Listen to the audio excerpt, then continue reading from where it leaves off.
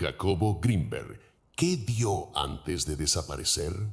El lector se interna en la mente de uno de los científicos más enigmáticos de México.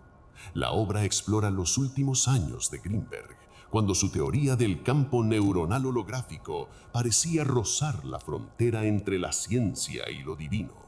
A través de entrevistas reconstruidas, notas inéditas y análisis contemporáneos, el autor propone una hipótesis. Grinberg habría encontrado una forma de ver la estructura primordial de la realidad, una red de conciencia que conecta todo lo existente. Su desaparición, más que un crimen sin resolver, podría simbolizar el salto de un ser humano hacia otra dimensión perceptiva. El libro combina investigación con narrativa lúcida, invitando al lector a preguntarse si los límites de la mente son reales o autoimpuestos, y si la conciencia podría, alguna vez, reconfigurar la materia misma. Capítulo 1. De la UNAM al misterio. Jacobo Grinberg nació en un México que comenzaba a abrir su mente a nuevas formas de conocimiento, pero aún con una fuerte división entre lo científico y lo espiritual. Desde joven sintió la necesidad de entender la conciencia humana no solo como un fenómeno cerebral, sino como la esencia misma que sostiene la experiencia de lo real. Su curiosidad lo llevó a estudiar psicología en la Universidad Nacional Autónoma de México, donde pronto destacó por su brillantez y su inconformismo. Mientras la mayoría de sus colegas se centraban en experimentos conductistas o estadísticas cognitivas, Grinberg buscaba las conexiones invisibles entre el pensamiento, la materia y la percepción. Cuando cruzó las puertas de la Facultad de Psicología, ya intuía que la mente no era una máquina biológica, sino un campo de energía en interacción constante con algo más grande. Su formación en psicofisiología lo dotó de rigor científico. Aprendió a registrar ondas cerebrales, medir respuestas neuronales y cuantificar estados mentales. Sin embargo, el método científico clásico pronto empezó a resultarle insuficiente. Veía patrones que otros ignoraban. En sus primeros estudios sobre percepción visual en la UNAM, notó que la mente podía reconstruir una escena aún sin estímulos sensoriales directos. Años después, interpretaría ese hallazgo como evidencia de un fenómeno mucho más profundo, que la mente genera realidad, no solo la interpreta. Era el germen de lo que llamaría más tarde la teoría sintérgica, un modelo que proponía que el cerebro actúa como un modulador del espacio energético que da origen a todo lo existente. A medida que profundizaba sus investigaciones, Grinberg comenzó a sentir una atracción cada vez más fuerte por las tradiciones espirituales mexicanas. No parecía una contradicción para él, sino la continuación lógica de su búsqueda. Veía en los rituales prehispánicos y en las prácticas chamánicas vestigios de un conocimiento ancestral sobre la conciencia y la percepción. Decidió entonces recorrer comunidades indígenas, conversar con curanderos, observar sus métodos y confrontar esas experiencias con la neurofisiología moderna. Lo que descubrió lo marcó para siempre. Detrás de las plegarias y los cantos existía una tecnología de la conciencia, una forma precisa de modificar la realidad mediante la intención. En esos años comenzó a escribir extensamente sobre la relación entre la atención, la energía y el entorno físico, convencido de que el pensamiento no era una reacción, sino una fuerza causal. En las aulas de la universidad, su discurso empezó a resultar incómodo. Algunos colegas lo acusaban de haber abandonado el camino científico, otros lo veían como un innovador que estaba adelantado a su tiempo. Pero Grinberg nunca buscó la aprobación. Su propósito era comprender lo que él llamaba la estructura de la realidad, un entramado invisible que conecta a todas las mentes en una matriz común. En sus cuadernos de laboratorio mezclaba dibujos de redes neuronales con esquemas de geometrías sagradas y referencias a los códices mayas. Creía que en esas antiguas representaciones había claves sobre el funcionamiento holográfico de la conciencia. Su visión era radical. El universo, la materia, los cuerpos y las emociones serían proyecciones diferenciadas de una misma trama de información que el cerebro traduce en experiencia. El tránsito de Greenberg desde la ciencia académica hacia la espiritualidad no fue una ruptura, sino una expansión. En sus clases hablaba del cerebro como una antena que capta y modula campos de información. Inspirado tanto por las teorías de David Bohm sobre la totalidad implicada como por los relatos de los chamanes huicholes, sostenía que todo fenómeno físico emerge de una interacción entre el campo neuronal y un campo informacional universal. Esa idea lo llevó a formular su noción del campo neuronal holográfico, sosteniendo que el cerebro funciona como un proyector capaz de reconstruir la realidad de manera similar al principio de la holografía, con cada punto conteniendo la información del todo. Si cada mente decodifica su entorno desde este principio, entonces la realidad es una co-creación colectiva que depende del grado de coherencia entre observadores. Durante este periodo, su laboratorio en la UNAM comenzó a parecer más un centro de experimentación de conciencia que un espacio de psicología convencional. Allí se realizaban ejercicios de meditación, sincronías de ondas cerebrales entre dos personas y experimentos sobre percepción telepática. Sus resultados, aunque controvertidos, mostraban patrones repetibles, estados mentales compartidos entre individuos que permanecían aislados físicamente, cambios de coherencia neuronal inducidos por la intención y correlaciones que sugerían una interconexión más allá de los límites del cuerpo. Aquello escandalizaba a la comunidad académica, pero para Greenberg era un paso natural hacia la comprensión de la mente como un fenómeno universal. Se sentía más cerca de los antiguos toltecas que de los psicólogos occidentales. A medida que acumulaba datos y testimonios, su voz fue ganando fuerza fuera del ámbito científico. Impartía conferencias donde hablaba de la unidad del pensamiento y la materia, del poder creador de la atención y de la conciencia como una sustancia en sí misma. Muchos lo escuchaban con fascinación, otros con escepticismo, pero nadie salía indiferente. Quienes lo conocieron lo describen como un hombre meticuloso, sereno y a la vez luminoso, con una mirada que parecía leer más allá del lenguaje. Decía que el verdadero método científico debía incluir la introspección, porque no se puede estudiar la conciencia desde fuera de ella.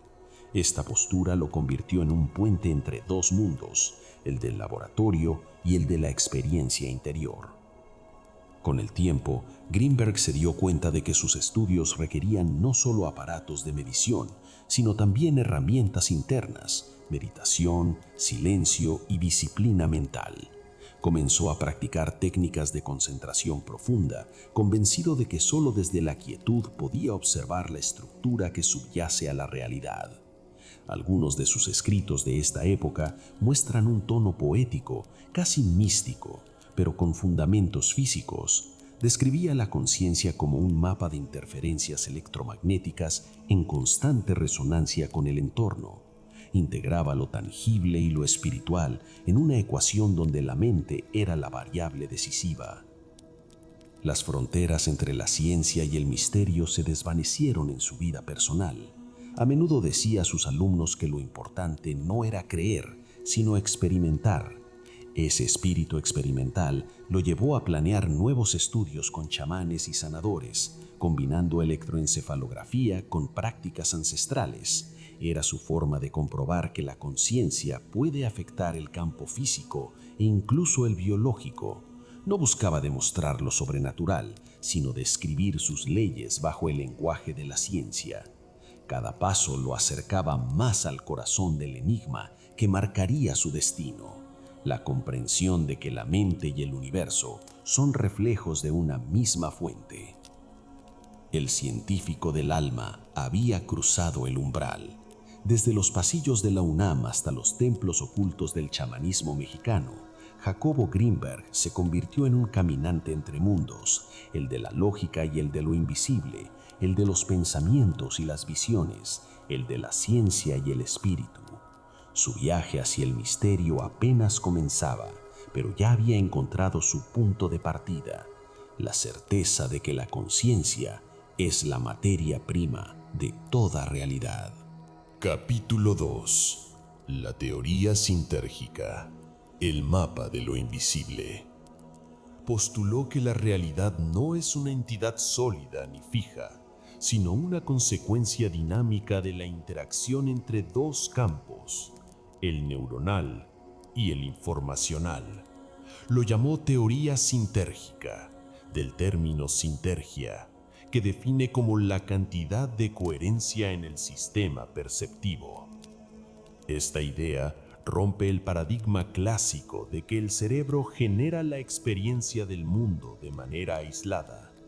Para él, la conciencia emerge de la sincronía entre lo que el cerebro procesa y una vasta red de información universal, un campo subyacente donde se entrelazan todos los fenómenos. En otras palabras, no percibimos el mundo tal como es, sino según la manera en que nuestro cerebro sintoniza con ese campo invisible. La percepción, entonces, se convierte en un acto de co-creación entre la mente y la realidad. Greenberg sostenía que el universo es un gigantesco holograma informacional. Cada punto del espacio contiene la totalidad del patrón, de la misma manera que cada neurona, en su teoría, podría reflejar la totalidad de la conciencia. La mente humana funcionaría como una interfase biológica, un dispositivo natural capaz de decodificar las oscilaciones de ese campo informacional. Este campo, descrito como un tejido de frecuencias vibracionales, sería la sustancia primordial a partir de la cual emerge toda forma y fenómeno. El nivel de coherencia neuronal de un individuo determinaría la nitidez con la que puede percibir la realidad. A mayor sintergia, mayor claridad de percepción. A menor sintergia, mayor distorsión y fragmentación.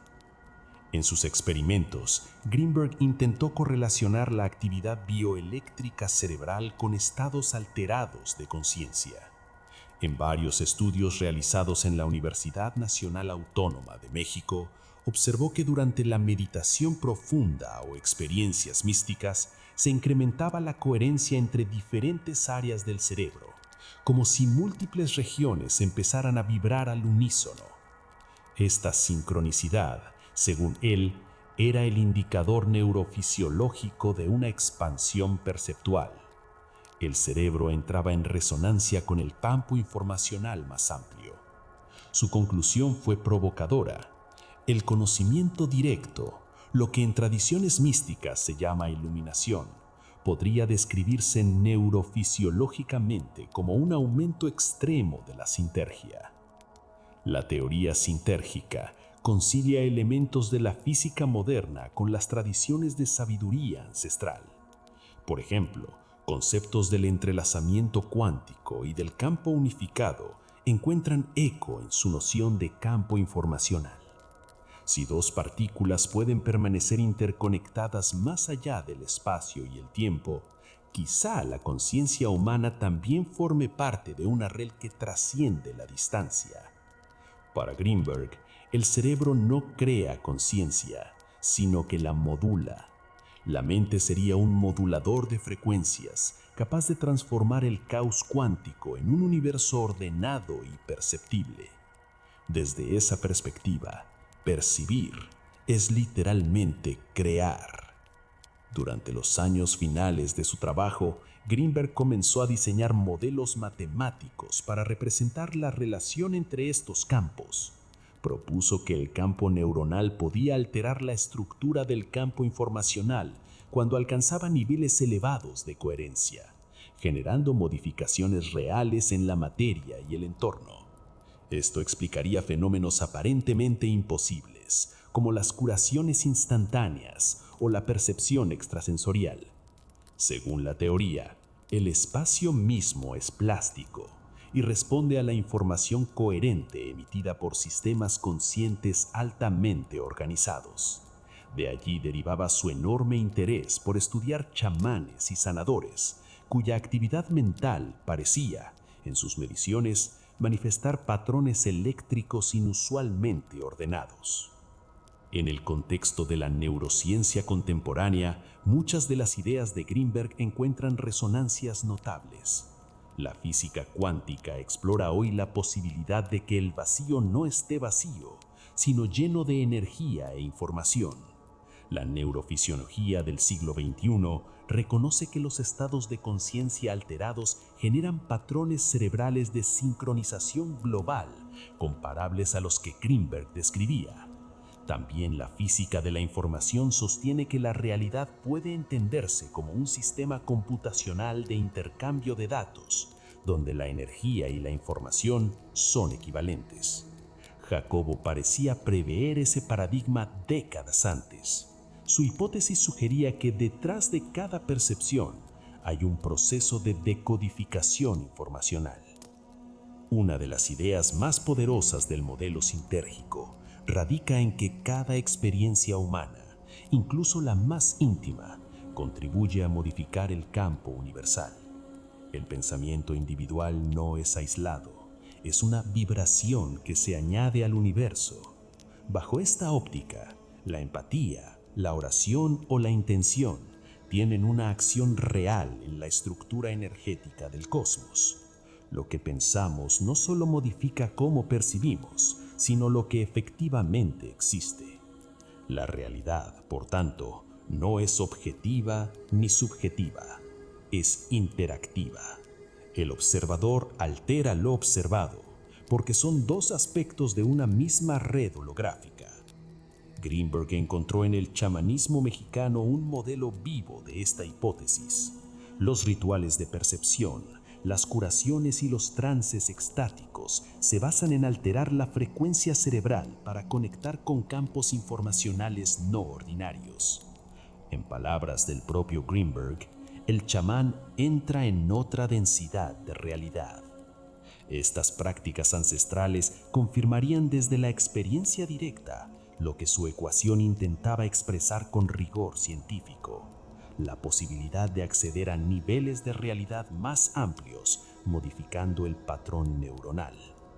La teoría sintérgica sugiere que la evolución de la conciencia humana consiste en aumentar el grado de coherencia entre lo que somos y el campo que nos rodea.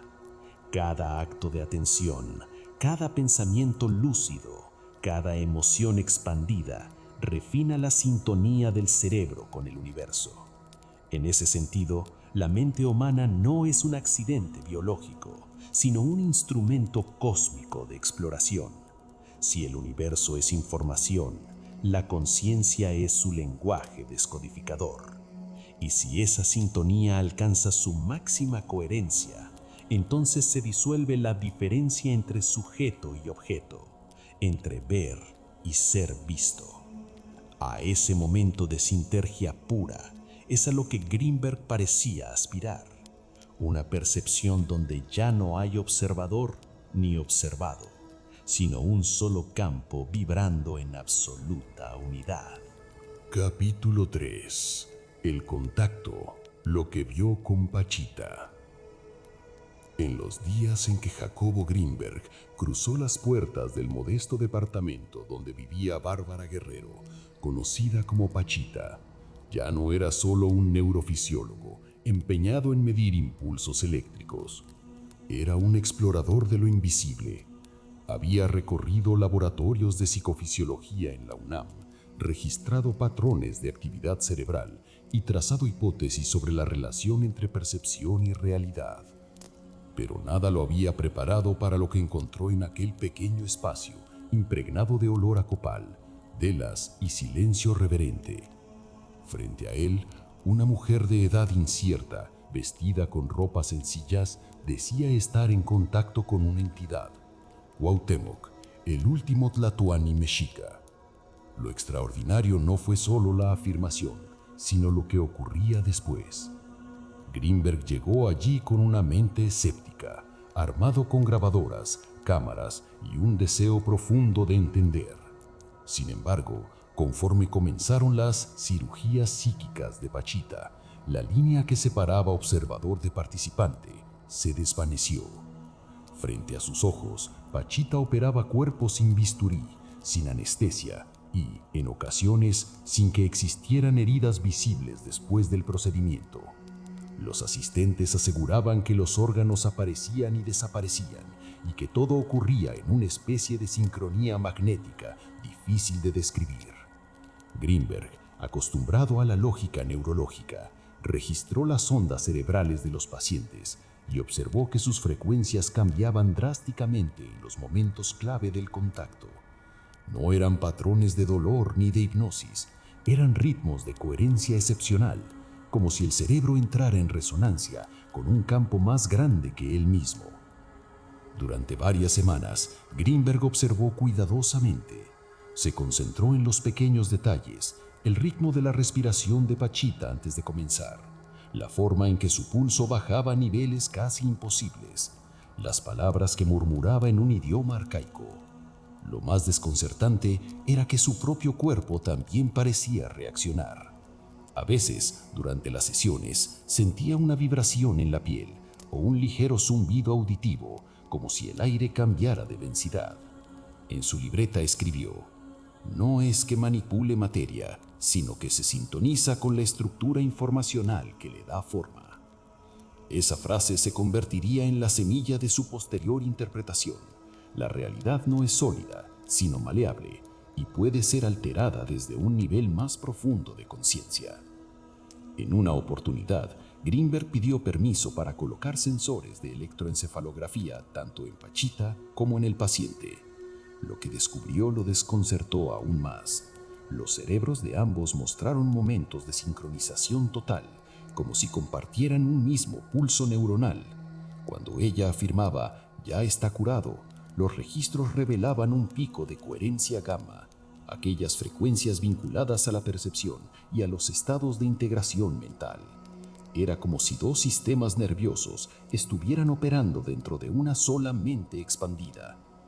La posibilidad de que la conciencia pudiera entrelazarse más allá del cuerpo dejó a Greenberg atónito y profundamente transformado. Pero más allá de los instrumentos y las gráficas, hubo algo imposible de cuantificar: la atmósfera perceptual del lugar. Greenberg relató que el entorno parecía doblarse, que los objetos se volvían inestables a la mirada, casi líquidos. Tenía la sensación de que el espacio entero respondía a la intención de Pachita. Cuando ella decía "aquí está el corazón nuevo", él percibía no un engaño, sino una reconfiguración instantánea del campo perceptivo. En sus apuntes describió cómo el tejido del espacio se sentía denso, vibrante, casi consciente. Esa experiencia lo llevó a postular que el cerebro humano no crea la realidad, sino que la organiza, y que la conciencia, en su estado más elevado, puede reescribir la materia. El vínculo entre ambos se intensificó. Pachita lo aceptó como testigo, no como creyente. Le decía: "Jacobo, tú ves con los ojos de la mente, pero para curar hay que ver con los ojos del alma". Greenberg entendió que ella no hablaba de religión, sino de una percepción no localizada. Comenzó a intentar entrar en ese estado mediante meditación y técnicas respiratorias. En una de esas sesiones experimentó algo que luego narraría con inquietante precisión: la disolución del yo. Sentí el límite de mi cuerpo expandirse hasta ocupar toda la habitación. Pude ver las oscilaciones del aire, como si la realidad entera estuviera compuesta de una sola vibración que adopta diferentes formas. Desde entonces, la ciencia dejó de ser un método y se volvió una vía al acceso a lo invisible. En los meses que siguieron, Greenberg grabó decenas de horas de experimentos con Pachita. Buscaba patrones, correlaciones, pruebas, pero conforme profundizaba, su lenguaje se volvió más simbólico. Hablaba de frecuencias sintérgicas, de un campo estructurante que mantenía unida la experiencia. Algunos colegas comenzaron a distanciarse, acusándolo de haber cruzado el límite de la racionalidad académica.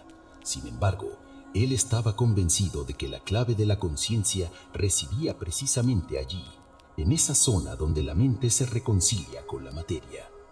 Una noche, durante su última visita documentada, algo cambió. Greenberg había estado horas en silencio, con los ojos cerrados, observándola trabajar. De pronto, sintió un destello interior, una especie de inversión perceptual. Describió que el mundo se desdobló y entendió, sin palabras, que el espacio-tiempo era una ilusión mantenida por la tensión colectiva. Al abrir los ojos, tenía lágrimas en el rostro.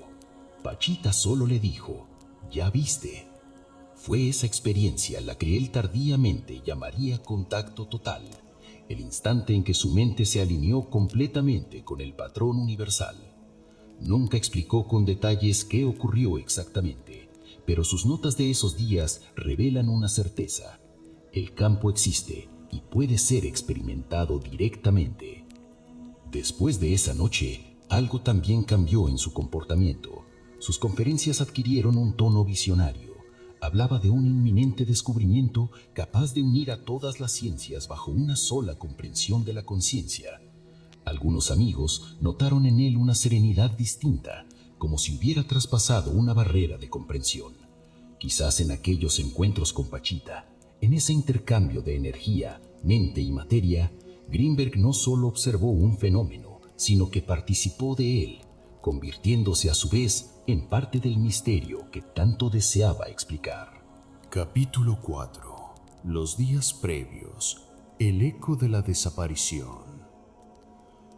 Durante las últimas semanas de 1994, Jacobo Greenberg parecía moverse entre dos realidades superpuestas. Sus alumnos lo describían como un hombre intensamente concentrado, pero con una mirada ausente, como si parte de su atención estuviera fija en un punto que nadie más podía ver. En su escritorio de la Universidad Nacional Autónoma de México, los cuadernos se apilaban llenos de esquemas neuronales y diagramas del campo sintérgico, pero también fragmentos de frases que bordeaban lo poético. La red ya se muestra, el campo me responde, la percepción está a punto de doblarse sobre sí misma. Quien lo conocía sabía que no era propio de él escribir de esa manera. Algo había cambiado en su modo de pensar, en su lenguaje, en su relación con lo real. En esos días Greenberg trabajaba en un experimento que denominaba inducción de coherencia intersubjetiva. Su intención era demostrar, con registros electroencefalográficos, que dos cerebros podían sincronizar patrones eléctricos más allá del contacto físico o la comunicación directa. Para ello, colocaba a dos individuos en habitaciones separadas y analizaba los microsegundos de variación cortical cuando uno de ellos recibía estímulos luminosos. A veces las gráficas mostraban picos coincidentes imposibles de atribuir al azar. Lo que parecía un hallazgo prometedor se convirtió en una obsesión. En sus notas escribió que si la coherencia podía ser inducida más allá del espacio, entonces la conciencia no estaba localizada, era el propio tejido del universo. Los testigos más cercanos recordaron que Jacobo comenzó a hablar de saltos perceptuales.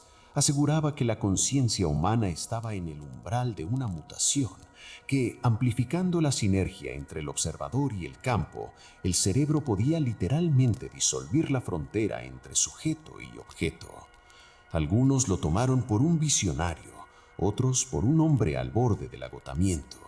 Su esposa notó que dormía apenas unas horas y que al despertar tachaba párrafos enteros de sus libros, sustituyéndolos por símbolos y fórmulas que parecían dictados en estados alterados de conciencia. Uno de sus últimos seminarios grabado en cinta empieza con una frase que aún estremece: «Si desaparezco, búsquenme dentro del campo». y luego desarrolla por casi una hora una exposición donde las ecuaciones neurológicas se entrelazan con referencias a la Kabbalah y a las resonancias de Helmholtz. A su manera, estaba construyendo un puente entre el espíritu y la física, pero al final de esa conferencia, su tono cambia. Habla de una percepción expandida tan intensa que el propio observador se diluye en la totalidad que observa. Su público no entendió entonces que hablaba de algo más que una metáfora. En diciembre, Greenberg anotó en su diario una secuencia de sueños recurrentes.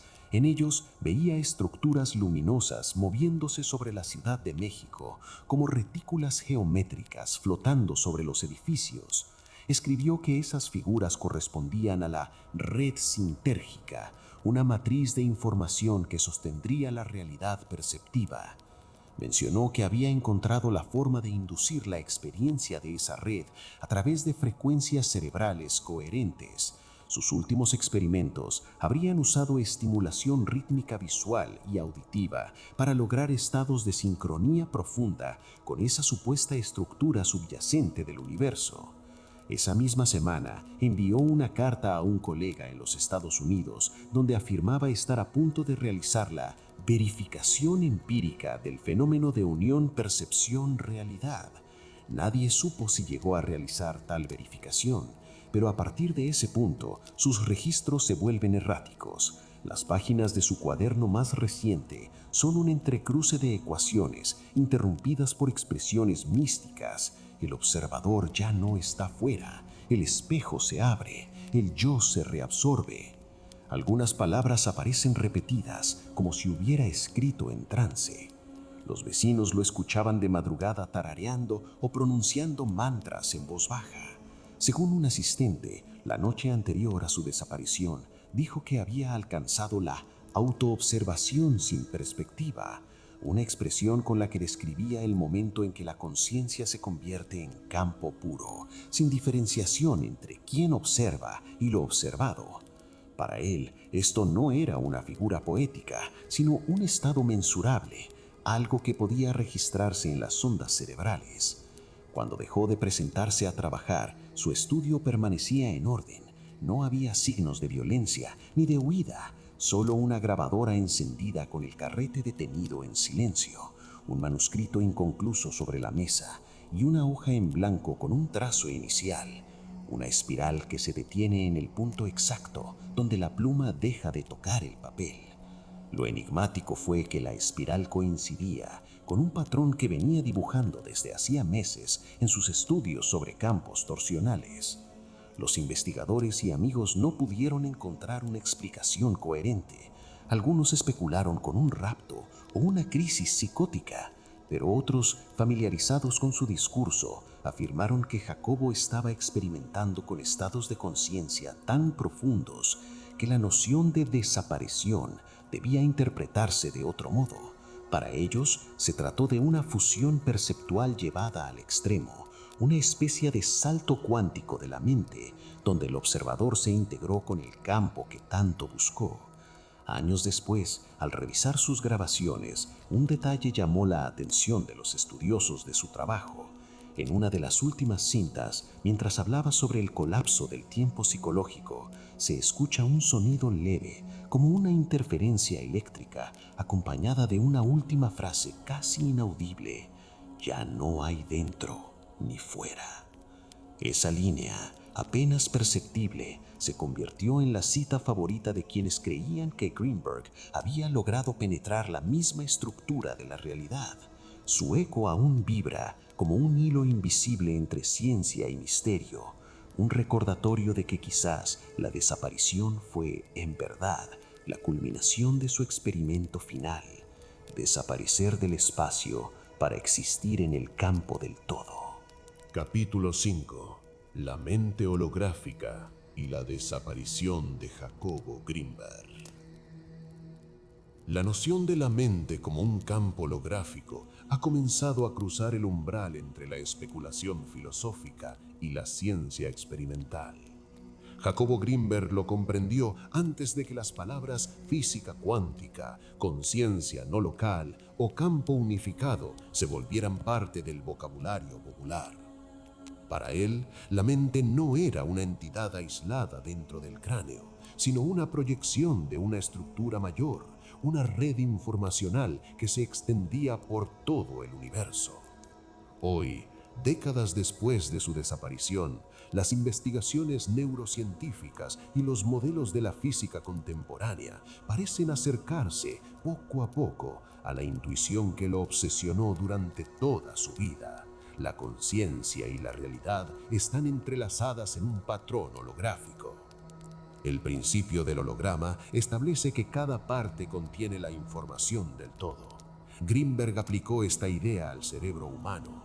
Cada neurona, cada sinapsis, cada campo eléctrico y magnético es una miniatura del cosmos, un fragmento que vibra al mismo ritmo que el universo entero. Su teoría sintérgica sugería que la percepción no es un proceso pasivo, es un acto creativo que reconstruye el mundo a partir de esa matriz de información. En este sentido, el espacio no es un contenedor vacío, sino un mar de conciencia donde cada observador contribuye a fijar la realidad. La mente entonces funciona como un proyector y no como una cámara. Lo que experimentamos como fuera es una proyección dinámica del interior. En la actualidad, campos como la neuroplasticidad espiritual, la física cuántica aplicada a la cognición y los estudios sobre la conciencia no local han ofrecido nuevos datos que validan indirectamente la intuición de Grinberg.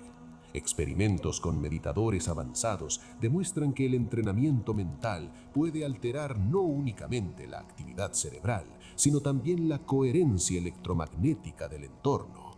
La resonancia entre cerebros sincronizados a distancia parece desafiar la idea de que la mente está confinada por el cráneo. A la luz de estos hallazgos, la mente holográfica se convierte en una hipótesis práctica, una forma de entender cómo las creencias, las emociones y la atención modifican la estructura misma del espacio-tiempo. Grinberg, influido por el pensamiento de David Bohm y las investigaciones sobre el cerebro holográfico de Karl Pribram, imaginó que la materia y la conciencia eran manifestaciones simultáneas de un único campo informacional. Su propuesta no era religiosa ni meramente filosófica, era experimental. Buscaba instrumentos que midieran el correlato físico de los estados de conciencia ampliada. En sus laboratorios se analizaban ondas cerebrales durante los actos de percepción extrasensorial, meditación y sanación energética.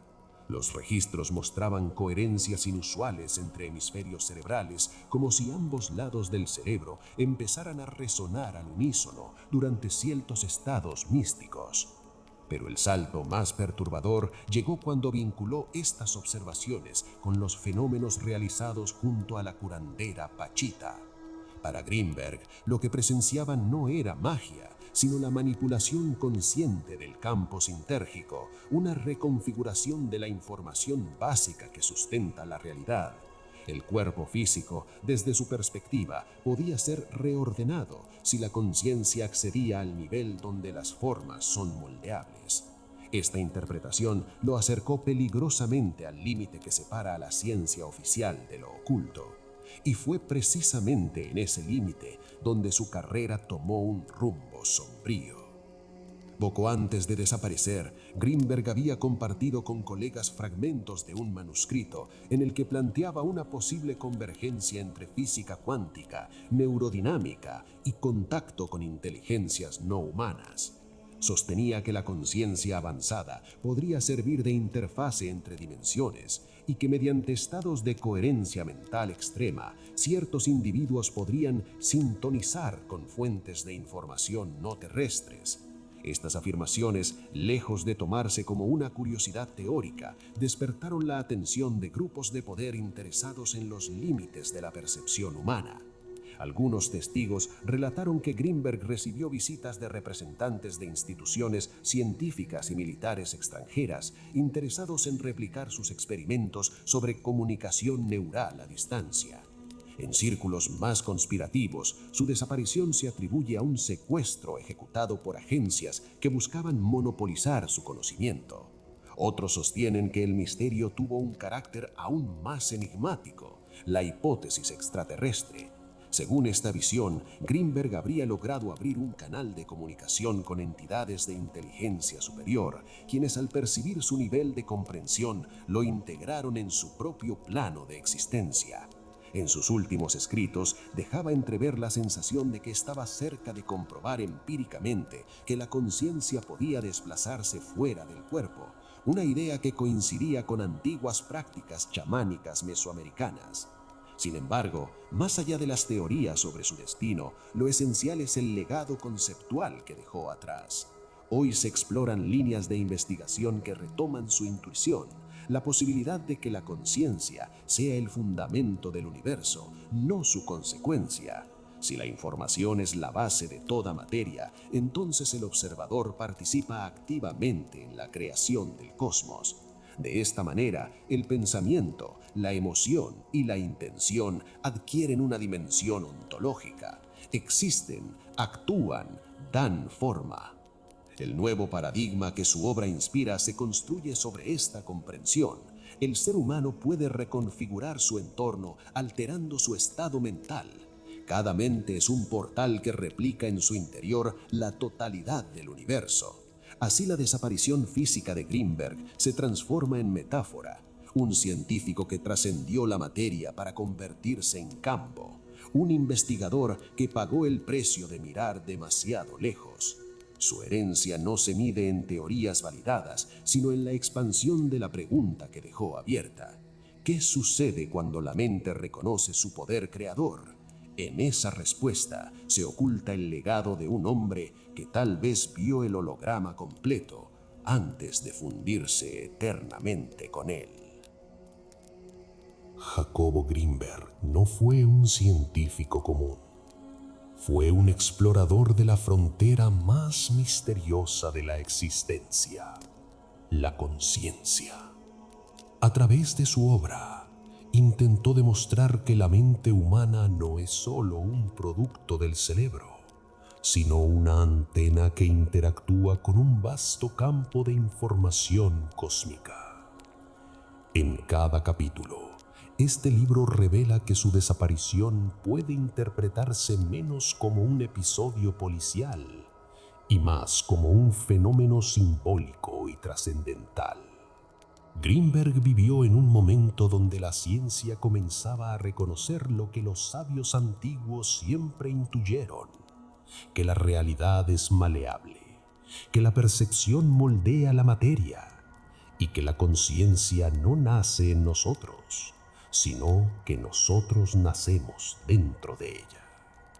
Al integrar física cuántica, neurociencia y misticismo, sus teorías prefiguraron muchas líneas de investigación actuales sobre la mente cuántica y la conciencia unificada.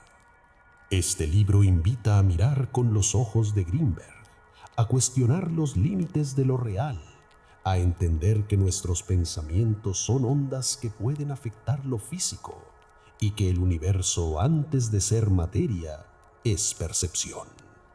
Su vida y desaparición funcionan como un espejo del destino humano, el anhelo perpetuo de comprender quiénes somos y hacia dónde se expande nuestra mente una vez que atraviesa las fronteras del cuerpo. Así, Jacobo Greenberg, ¿qué vio antes de desaparecer? No solo busca responder un misterio, sino encender en el lector la misma chispa de curiosidad que lo llevó a él a cruzar la línea entre lo visible y lo invisible.